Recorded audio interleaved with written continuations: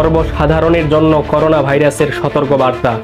আমরা আবার মাস্ক পরার দিকে ফিরে যাচ্ছি। কোভিড ওমিক্রন XBB অতীতের থেকে আলাদা, কারণ এটি মারাত্মক এবং শনাক্ত করা সহজ নয়।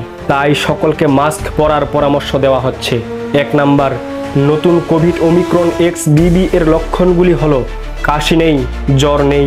বেশিরভাগ লক্ষণগুলি নিম্নরূপ: জয়েন্টে ব্যথা, মাথা ব্যথা, গলা ব্যথা, পিঠে ব্যথা, নিউমোনিয়া, ক্ষুধা হ্রাস পায়।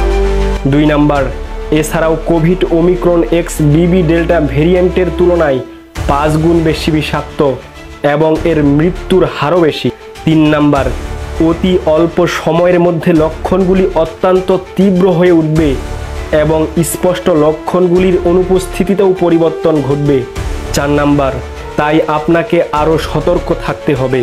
এই রূপটি তুলনামূলকভাবে অল্প সময়ের মধ্যে এটি সরাসরি ফুসফুসের জানালা প্রভাবিত করে এবং নিউমোনিয়ার লক্ষণ দেখাতে শুরু করে।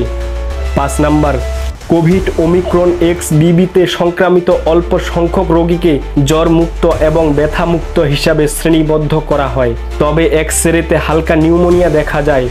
এছাড়াও নাকের গহ্বরের মধ্য দিয়ে তুলার সোয়াব পরীক্ষা করে কোভিড ওমিক্রন XBB নেতিবাচক প্রতিক্রিয়া দেখিয়েছে এবং নেসোফ্যারিঞ্জিয়াল পরীক্ষার সময় মিথ্যা নেতিবাচক পরীক্ষার উদাহরণ বাড়ছে।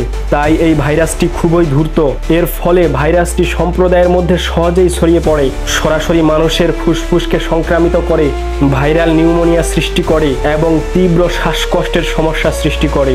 এটি ব্যাখ্যা করে যে কোনো কোভিড ওমিক্রন XBB এত সংক্রামক এবং মারাত্মক হয়ে উঠেছে।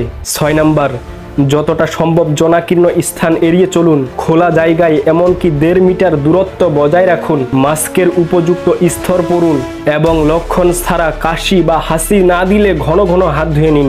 এই কোভিড ওমিক্রন XBB ওয়েভ প্রথম কোভিড-19 মহামারীর চেয়েও মারাত্মক। অতএব বিচক্ষণ, বৈচিত্র্যময় এবং নিবিড় সতর্কতামূলক ব্যবস্থা গ্রহণ করা আবশ্যক। অনুগ্রহ করে আপনার আত্মীয় স্বজন এবং বন্ধুদের যতটা সম্ভব বলুন, নিরাপদ থাকার জন্য বাইরে বের হওয়ার সময় মাস্ক পরতে ভুলবেন না। সকলে ভিডিওটা শেয়ার করে অন্যদেরকে দেখার সুযোগ করে দেন, যেন অন্যরাও সতর্ক হতে পারে। সময় নিয়ে শেষ পর্যন্ত ভিডিওটা দেখার জন্য আপনাদেরকে অসংখ্য ধন্যবাদ। যারা ইউটিউবে দেখতেছেন, ইউটিউবটা সাবস্ক্রাইব করে দেন, পাশে থাকা বেল আইকনটা এনেবল করে দেন এবং যারা ফেসবুকে দেখতেছেন, ফেসবুকটা ফলো করে দেন। সকলে ভালো থাকেন, সুস্থ থাকেন। দেখা হবে পরবর্তী কোনো ভিডিওতে। আল্লাহ হাফেজ।